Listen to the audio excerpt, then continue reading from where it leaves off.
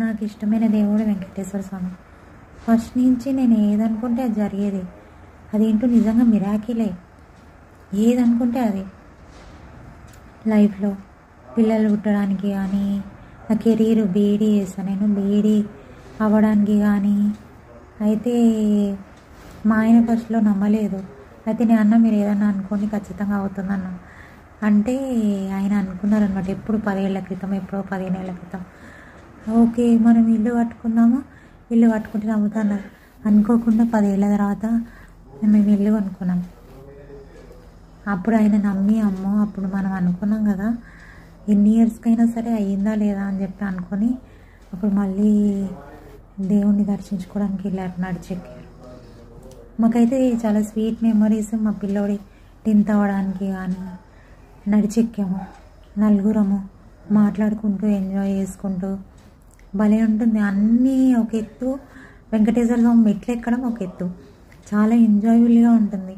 ఎక్కుతున్నంతసేపు ఇంకెన్ని ఉన్నాయో ఎక్కి దర్శనం చేసుకున్నాక అసలు ఏమనిపించదు, అన్నీ మర్చిపోతాం మనం.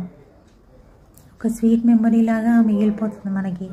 ఆ దర్శనం చేసుకుంటే చాలు, అబ్బా ఎంత బాగుంది, ఉన్నదంతా మర్చిపోతాం, కష్టమంతా మర్చిపోతాం. దేవుడి దర్శనం అయితే మధ్యలో ప్రసాదం పెడతారు, మళ్ళీ బస్ స్టాండ్లో ప్రసాదం పెడతారు. ఈ మధ్య ఇంతకుముందు లేదు, ఇప్పుడు ఎంత బాగుందో అసలు అక్కడ తిరుపతిలో.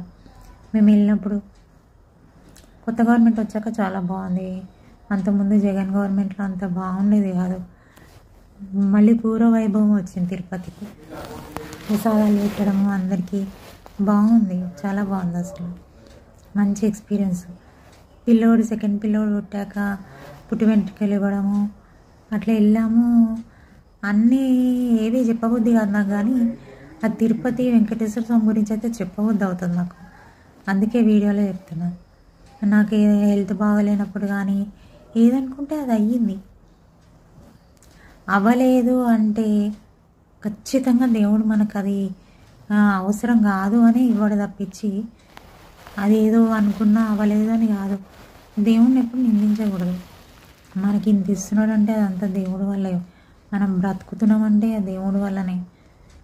ఇస్తే దేవుడు, ఇవ్వకపోతే దేవుడు కాదు అని అనుకోవద్దు. ఇవ్వకపోతే మనకు అవసరం లేదు కాబట్టి ఇవ్వలేదు, అంతేగాని మనకు అవసరం ఉంటే ఎందుకు ఇవ్వడు దేవుడు? ఏది అవసరమో అది ఖచ్చితంగా ఇస్తాడు.